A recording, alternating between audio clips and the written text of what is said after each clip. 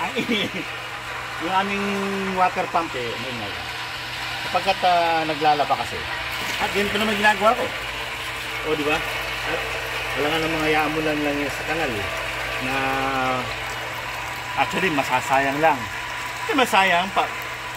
Bagay, sisip-sipin din naman ang lupa. Pero, mas meron pa kinabang dito pag ganito. Painit ngayon, no?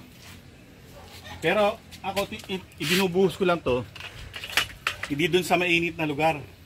Kasi pag sa mainit, sayang lang, saglit lang, evaporate na yan. At saka masyadong mainit pag lagyan mo pa yun. Binubuhos ko yan sa may lilim. Sa mismo. Oh.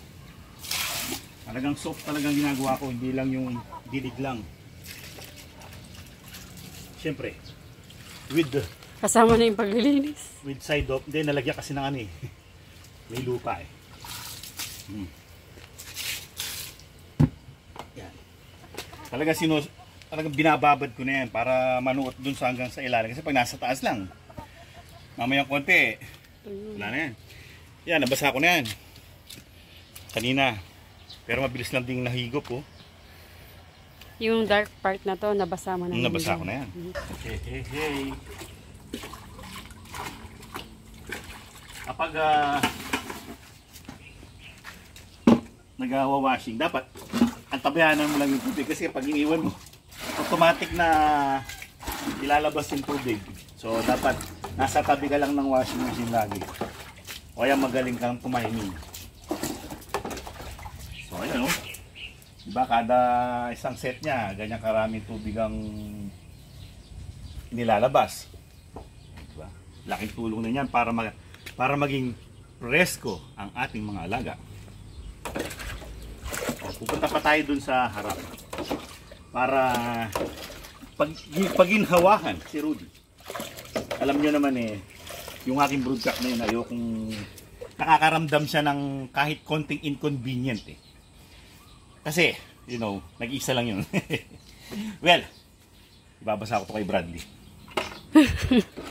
So, dahil yung lugar ni Bradley, yun ang baga, maghapon na medyo maalinsangan at mainit na lugar niya kesa sa iba. Siyang nilagay ko doon kasi napakatindi niya sa init. Dahil siguro sa Shamu siya, wala siyang pakialam sa init. Kahit mainit, nandun lang siya sa araw. Tara, tignan natin. Andito na tayo sa lair ni Bradley. Kasi, di bungal ang taas ni Bradley, bungal. Kaya, nararapat din na. Laging presko ang kanyang pakiramdam. Sinusok ko maya-maya, higup yan.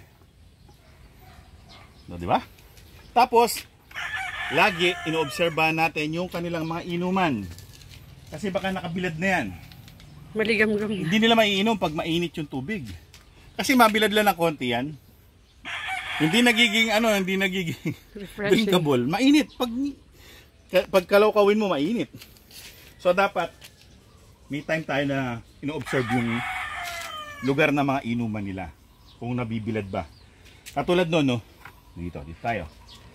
Katulad nitong kain malagandang. Excuse me, Bradley. Kita nyo ba nabibilad? Diba? Ito ikalalagay ko lang pero mainit na oh.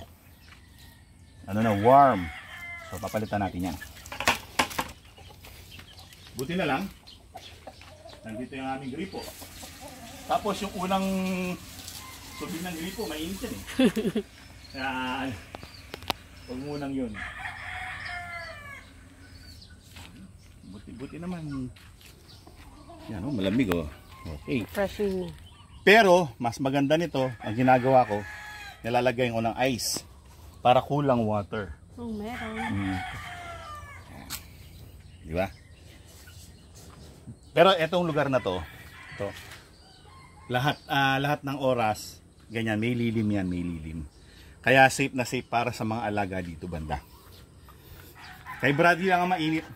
Siya nilagay ko dyan kasi siya yung pinakamatindi sa initan. Tsaka subok na yan. Subok na sa initan yan. Well, Oh, let's go back to the igiban ng used water. Ito, babasahin ko na to. Pag tuyot, hindi naman tuyot, pag talagang wala ng tubig, kasi ililipat ko na naman tong pen ng mga bunsong bulik. Diyan, para medyo malamig na yung lugar nila. Hindi mo sila pwede lagay ngayon dyan. Magpuputik sila. Kaya hayaan ko na munang maging parang ganito.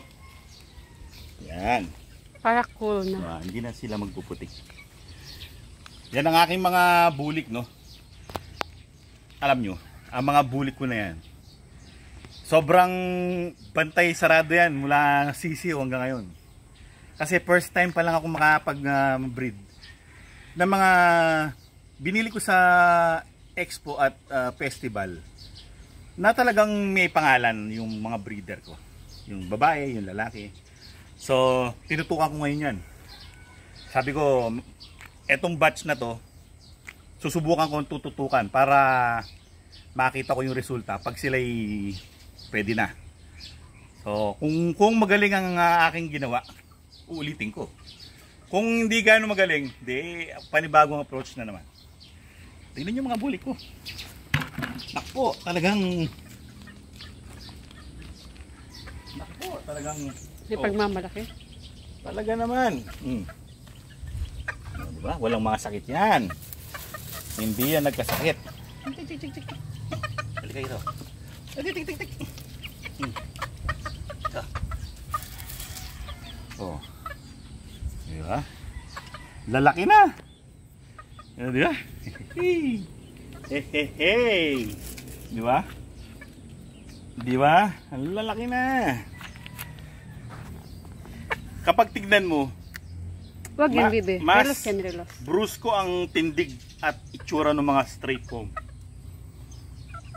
Parang malambot ang itsura ng mga picom. Para silang totoy, no? Pero yung mga straight comb, ayan, no? Dito. Ito yung mga straight comb, medyo mama ang dating. Ayun, lalo na yung nandun sa dulo. Mama ang dating. Sige, tignan natin ngayon ang kanilang nanay at tatay, na yun ang mga nabili ko. Tignan natin yung nanay muna.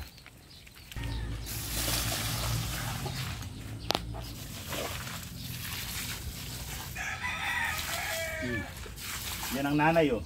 Sige, lapitan mo. Yan ang nanay ng mga bulik ko. Oh, diba? Saan ka na? Gilmore Hatch. Iwan niya ako. Rapapap. Yan, dyan na lang sa side. Sa baba. Gilmore Hatch. Pure. Na Rapapap Game Farm. Kay Idol Rapi Yulo yan. Siya mismo pumili niyan para sa akin. Na makikita niyo yung video. O, makikita niyo yung video na yun sa mga previous namin video.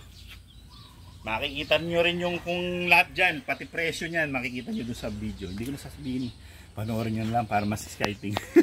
Ngayon, pupunta naman natin yung tatay. Let's go!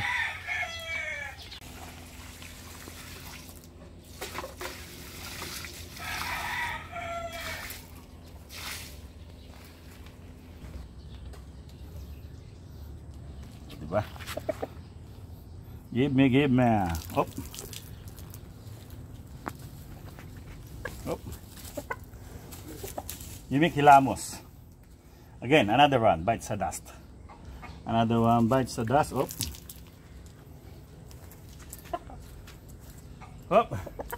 Well, ayan ang aking si Rudy. Katogi, ano?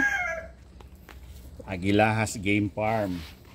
Yan ang aking bulik family. Ito yung tatay, yung kaninang babae, yun ang nanay, yun naman yung mga anak, diba? So kikilatisin natin to sa next episode kung anong mga itsura ng mga anak at bubusisiin natin si Rudy. Well, mga kaibigan, maraming salamat sa inyong panonood. Hanggang sa susunod na episode. Paalam!